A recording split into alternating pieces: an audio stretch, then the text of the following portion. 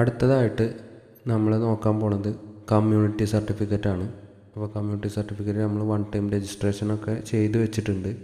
അപ്പോൾ അതിൽ പ്രത്യേകം ശ്രദ്ധിക്കാനുള്ളത് ഒന്ന് അച്ഛൻ്റെ പേര് ആണ്, അതേപോലെ തന്നെ അമ്മയുടെ പേര്, അതുപോലെ തന്നെ റിലീജിയന്, കാറ്റഗറി, രണ്ടുപേരുടെയും കാറ്റഗറി, അതേപോലെ തന്നെ രണ്ടുപേരുടെയും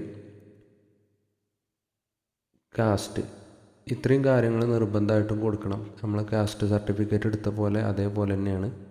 അപ്പോൾ ഈ പേഴ്സണൽ ഡീറ്റെയിൽസിൽ ഇത്രയും കാര്യങ്ങൾ നിർബന്ധമായിട്ടും ശ്രദ്ധിക്കണം. പിന്നുള്ളത് പേഴ്സണൽ കോൺടാക്റ്റ് ഡീറ്റെയിൽസാണ്. അതിൽ റേഷൻ കാർഡും നമ്മൾ ഫോൺ നമ്പറും ജസ്റ്റ് കൊടുത്താൽ മതി. റേഷൻ കാർഡ് നിർബന്ധമാണ്. ഇനി നമ്മൾ സർട്ടിഫിക്കറ്റ് എങ്ങനെ ചെയ്യാൻ നോക്കാം. അതിന് മുമ്പ് എന്തൊക്കെ ഡോക്യുമെൻറ്റ്സ് ഇതിൽ അപ്ലോഡ് ചെയ്യണമെന്നും കൂടെ നോക്കാം. അപ്പോൾ അതിനു വേണ്ടി നമ്മൾ അപ്ലിക്കൻറ്റിൻ്റെ നെയിം ഈ ഒരു ലിസ്റ്റിൽ നിന്ന് സെലക്ട് ചെയ്യുന്നുണ്ട്. അപ്പോൾ സെലക്ട് ചെയ്ത് കഴിഞ്ഞാൽ ഇവിടെ കാണിക്കുന്നുണ്ട് നമ്മൾ ഇതിൽ ഓൾറെഡി കുറേ ഡോക്യുമെൻറ്റ്സ് അപ്ലോഡ് ചെയ്ത് വെച്ചിട്ടുണ്ട്. അപ്ലിക്കൻറ്റിൻ്റെ ആധാർ, റേഷൻ കാർഡ്, അതേപോലെ തന്നെ അമ്മയുടെ സ്കൂൾ സർട്ടിഫിക്കറ്റ്, ഇത്രയും കാര്യങ്ങൾ ഇതിൽ അപ്ലോഡ് ചെയ്ത് വെച്ചിട്ടുണ്ട്. അപ്പോൾ ഇവിടെ നമുക്ക് അപ്ലിക്കൻറ്റിന് എന്തുണ്ട് SSLC ബുക്ക് ഉള്ളതുകൊണ്ട് തന്നെ നമ്മൾ അപ്ലിക്കൻറ്റിൻ്റെ SSLC ബുക്ക് വെച്ച് കണ്ടാണ് ഇപ്പോൾ അപേക്ഷിക്കുന്നത്. അതിന് വേണ്ടിയിട്ട് നമ്മൾ SSLC ബുക്ക് അപ്ലോഡ് ചെയ്ത് കൊടുക്കുന്നുണ്ട്. ഇനിയിപ്പോൾ നമ്മൾ എന്താ ചെയ്യാൻ പോകണമെന്ന് വെച്ചാൽ, ഇപ്പോൾ നമ്മൾ ഈ SSLC ബുക്ക് സ്കാൻ ചെയ്ത് വെച്ച കോപ്പി നമ്മൾ ആ സ്കാൻ ചെയ്ത് വെച്ച ഫയലിന് 132 KB ആണുള്ളത്. അപ്പോൾ നമുക്കറിയാം ഒരു ഫയല് ഒരു പേജാണെങ്കിൽ ആ പേജിന് എത്ര 100 KB താഴെയുള്ളൂ അതിൻ്റെ സൈസ് വരാൻ പാടുള്ളൂ എന്ന് നമുക്കറിയാം. അപ്പോൾ അത് കൺവേർട്ട് ചെയ്യാൻ വേണ്ടിയിട്ട്, അത് കംപ്രസ് ചെയ്യാൻ വേണ്ടിയിട്ട് നമ്മൾ നേരത്തെ പരിചയപ്പെട്ട തന്നെ 11 സോൺ എന്ന് പറയുന്ന ആ ഒരു കംപ്രസിങ് ടൂൾ ഉപയോഗിക്കുകയാണ്.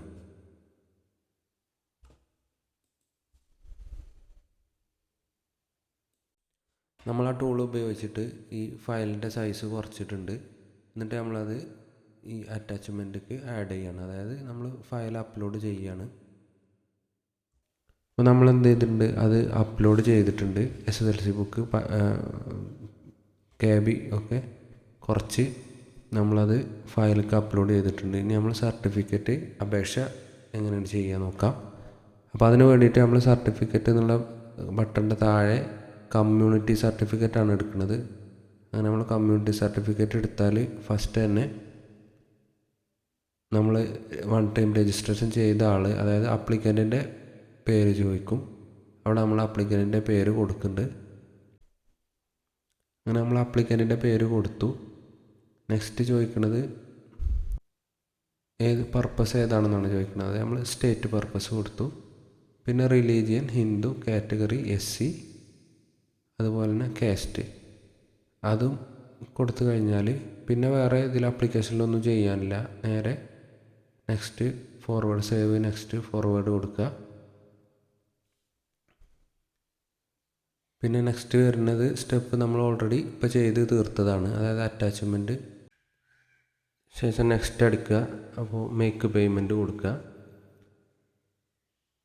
അപ്പോൾ നമുക്കറിയാം ഗേറ്റ് വേ വരും. അതിൽ നമ്മൾ UPI സെലക്ട് ചെയ്യുക. ഇതിൽ ഇത്രയും ഓപ്ഷൻസൊക്കെ ഉണ്ട്. നമ്മൾ UPI ആണ് സെലക്ട് ചെയ്യണത്.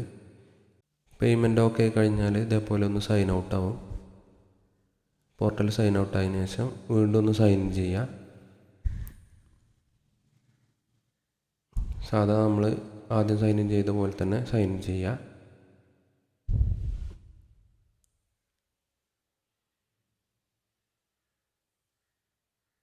അപ്പോൾ നമ്മൾ അപേക്ഷ ഇതേപോലെ നമുക്ക് ഇവിടെ കാണാൻ കഴിയും. അതിൻ്റെ സ്റ്റാറ്റസൊക്കെ ചെക്ക് ചെയ്യാൻ കഴിയും.